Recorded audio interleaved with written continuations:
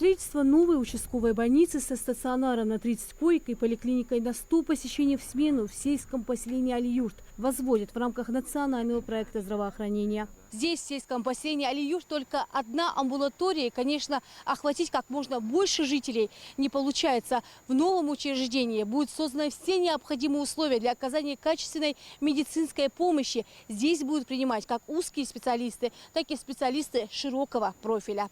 Наша съемочная группа снимала строительство больницы 2 недели назад. Сейчас объект заметно преобразился. Полностью по периметру возведены стены, облицовали и внутренние помещения. Построено КПП. Одновременно идут наружные работы. Благоустраивают территорию нового медицинского учреждения. Проверить ход работы приехала правительственная комиссия во главе с председателем Владимиром Сластениным.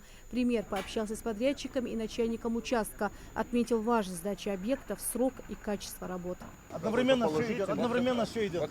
Одновременно все идет. Все работы одновременно идут. Даже в ночную смену работаем. Есть же технологические. Ну вот мы соблюдаем, не нарушаем последовательность работы, технологию, пока. И ночью работаем. Ну до 10 работаем, потому что вот каменная работа, освещение даем. Ясно.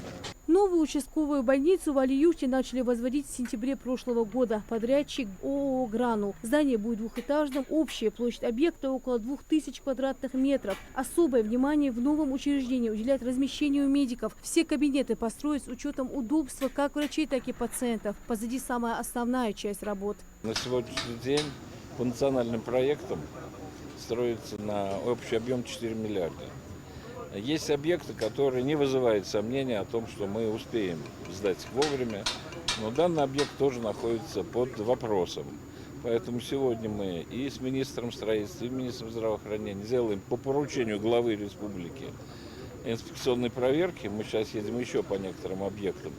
И наших подрядчиков просим, чтобы организовали работу и в двухсменку, и в трехсменку, чтобы люди здесь были круглые сутки, и чтобы мы к концу года сдали такой прекрасный объект, как поликлиника на 150 мест. Рассчитана мощность, это участковая больница, и 30 круглосуточных стационарных коек будет рассчитано на количество населения, которое будет к данному учреждению прикреплено и обслуживаться. Провели претензионную работу, и уже после применения штрафных санкций, вот мы видим уже реальный результат, уже несколько смен организована работа. Сегодня здесь на объекте 36 человек трудятся, мы это можем увидеть сами, и все работы, которые можно выполнять параллельно, они выполняются. Поэтому в ближайшее время, мы думаем, выйдет все на финишную прямую, к концу года, как установлено контрактом, объект сдадим. Следующий объект, который в рамках инспекционного выезда посещает председатель правительства Ингушетии, это строительство дополнительного корпуса для дома ветеранов в сельском поселении Сурхаки. На месте старого здания появится новое трехэтажное. Площадь объекта 1600 квадратных метров. Работы начаты в мае текущего года. Мы инспектируем по поручению главы строительства третьего корпуса, тоже порядка 1500 метров, 40 койко-мест размещения. Ну и задача также стоит до конца года завершить этот объект. Ну, надеемся, что не подведут нас ни строители, ни наши остальные все подрядчики. Вот. Но я уже сказал, что 5 лет здесь просто все изменилось. Это действительно современнейшие корпуса, современнейшие условия, хорошие условия жизни для ветеранов. Реконструкция у нас идет, старое здание мы демонтировали и уже месяца полтора приступили к строительству нового корпуса на 40 койко-мест.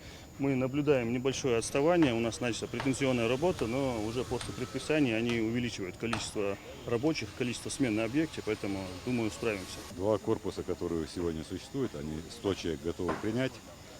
40 мест добавится, коечный фонд составит 140 человек. Учреждение востребовано, очередь огромная, большая. Кроме того, у нас появятся условия для того, чтобы мы могли направлять участников СВО на реабилитацию в своем субъекте.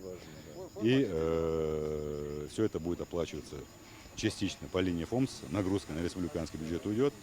Кроме того, и санаторно-курортные услуги здесь можно будет оказывать на уровне даже выше, чем Кавмингода, поскольку оборудование медицинское, реабилитационное, оно современное. Инспекционный выезд проводится по поручению главы Ингушетии. Махмуд Али Калиматов всегда отмечает, как важно строить объекты на совесть. Все работы осуществляются под контролем соответствующих министерств. Лина Цычуева, Сулейман Костоев, Магаз 24.